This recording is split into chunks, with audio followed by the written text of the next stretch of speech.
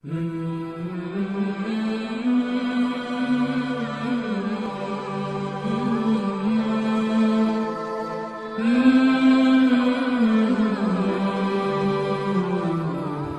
عليكم ورحمة الله وبركاته. نحمده ونصلي على رسول الكريم. أما بعد فقد قال الله تعالى في القرآن الكريم وفي القرآن المجيد بعد أعوذ بالله من الشيطان الرجيم. بسم الله الرحمن الرحيم. إن الله ملائكته يصلون على النبي يا أيها الذين آمنوا صلوا عليه وسلموا تسليما. اللهم صل على سيدنا محمد وعلى آل سيدنا محمد وبارك وسلم عليه. நம்ம எல்லாம் ஒரு முஃமின்களாகவும் முஸ்லிம்களாகவும் பிறக்க வைத்தானே அந்த அல்லாஹுக்கு எல்லா புகழும். அல்ஹம்துலில்லாஹ் அல்ஹம்துலில்லாஹ் அல்ஹம்துலில்லாஹ். மேலும் தனது ஹபீபு நாயகம் முஹம்மது ரசூலுல்லாஹி ஸல்லல்லாஹு அலைஹி வஸல்லம் அவர்களின் பாக்கியமிக்க உம்மத்தில் நம்மையும் ஒரு அங்கத்தினால் அல்லாஹ் தஆலா பிறக்க வைத்தானே. அப்படியாப்பட்ட அல்லாஹுக்கு எல்லா புகழும். அல்ஹம்துலில்லாஹ் அல்ஹம்துலில்லாஹ் அல்ஹம்துலில்லாஹ். மேலும் காமிலான ஷேஹ்மார்களை தந்தானே. அப்படியாப்பட்ட அல்லாஹுக்கு எல்லா புகழும். அல்ஹம்துலில்லாஹ் அல்ஹம்துலில்லாஹ் அல்ஹம்துலில்லாஹ். அன்பர்களே, ரசூல் ஸல்லல்லாஹு அலைஹி வஸல்லம் அவர்கள் மக்காவிற்கு வருவதற்கு முன்னால் அங்குள்ள மக்கள் அனைவரும் இறுகிய உள்ளங்களாக இருந்தார்கள். அன்பர்களே, எந்த அளவு என்று சொன்னால் அவர்கள் பிறக்கும் பெண் குழந்தைகளை அவர்கள் கையாலேயே பொதிக்கும் அளவுக்கு இறுகிய உள்ளங்களாக இருந்தார்கள். அதே ரசூல் ஸல்லல்லாஹு அலைஹி வஸல்லம் அவர்கள் வந்த பிறகு அவர்கள் இலகிய உள்ளங்களாக ஆகிவிட்டார்கள்.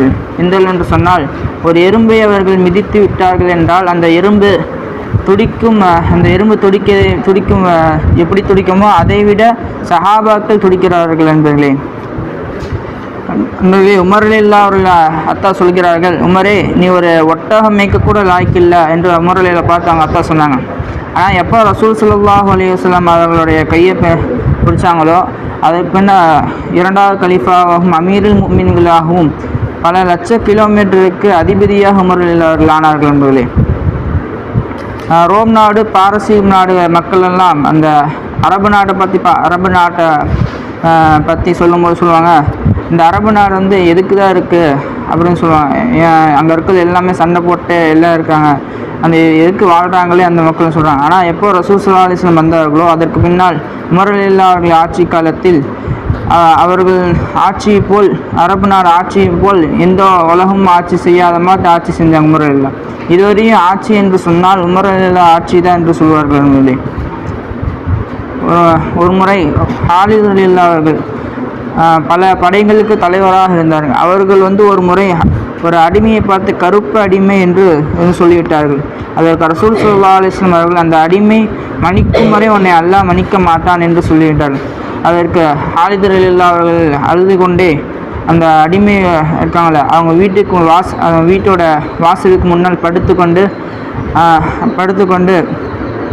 அந்த அடிமையை பார்த்து சொன்னாங்க, நீங்கள் உங்கள் காலால் என் வாயை மிதிக்கும் வரை நான் போக மாட்டேன், எழுந்த மாட்டேன் என்று சொன்னார்கள். அதற்கு அந்த அடிமை எவ்வளோ கெஞ்சி பார்த்தாங்க, எந்திரிக்கவே இல்லை. அவர்கள் என்ன சொன்னார்களோ அவரோட காலில் பெருவிரல் இருக்குல்ல, அந்த பெருவிரலும் உதட்டில் லேசாக டச் பண்ணிட்டு காலை எடுத்துட்டாங்க. அதற்கு பின்னால் தான் ஹாலித் ரலியல்லாஹு அவர்கள் எழுந்தார்கள். என்பதை அதே போல் ஒரு முறை ஹசன் ரலியல்லாஹு அவர்கள் ஹுசைன் ரலியல்லாஹு அவர்களும் இன்னும் இப்னு உமர் ரலியல்லாஹு அவர்களும் விளையாடி கொண்டிருக்கிறார்கள். அப்பொழுது ஹசன் ரலியல்லாஹுக்கும் ஹுசைன் ரலியல்லாஹு அவர்களுக்கும் இப்னு உமர் ரலியல்லாஹு அவர்களுக்கும் ஒரு சின்ன சண்டை வந்துருச்சு. அப்போ ஹுசைன் ரலியல்லாஹு சொல்கிறார்கள், என்னதான் இருந்தாலும் இப்னு உமர் பார்த்து என்னதான் இருந்தாலும் உங்கள் அத்தா பல லட்சம் கிலோமீட்டர் தலைவராக இருந்தாலும் என்னதாவது என் தாத்தாவுக்கு எங்கள் தாத்தாவோட அடிமை தான் உமர் ரலியல்லாஹு என்று சொன்னார்கள். அதை கேட்டு இப்னு உமர் கோபமாய் உமர் ரலியல்லாஹு கூட்டு போகிறாங்க.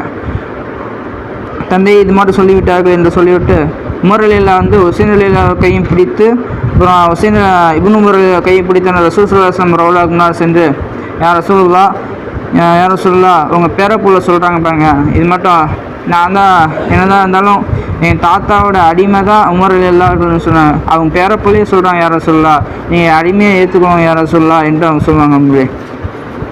அதேபோல் யமாமா நாட்டு மன்னர் சுமாமா என்பவர் முஸ்லீம்கள் இந்த நாட்டுக்கு முன்னால் முஸ்லீம்கள் சென்றால் அங்கேயே அந்த போர் வீரர்களை கூட்டிகிட்டு போய் அங்கேயே கொண்டு விட்டுவார்கள். அந்த அளவுக்கு கோபமுடையவராக முஸ்லீம்கள் கோபமுடையவராக இருந்தார்கள்.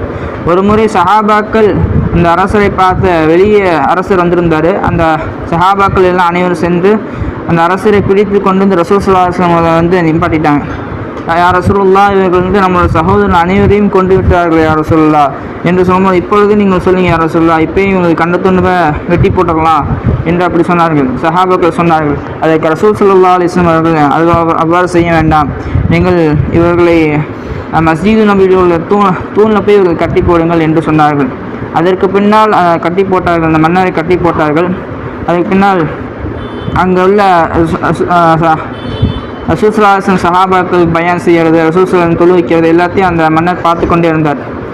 அதுக்கடுத்த நாள் வந்து ரசூல் ஸல்லல்லாஹு அலைஹி வஸல்லம் முதல் நாள் வந்து கேட்குறாங்க, நீங்கள் வந்து உங்களை கொண்டு விட்டுட்டா இல்லாட்டி உங்களை விடுவிச்சுட்டா என்று கேட்டபோது, நீங்கள் என்னை கொண்டு விடுங்கள், ஏன்னா உங்கள் முஸ்லீம்கள் அனைத்தையும் நான் கொண்டு விட்டு நீங்கள் கொண்டு விட்டீர்கள் என்று சொன்னாங்க. அதுக்கு ரசூல் ஸல்லல்லாஹு அலைஹி வஸல்லம் ஒன்றும் சொல்லாமல் போய்விட்டார்கள்.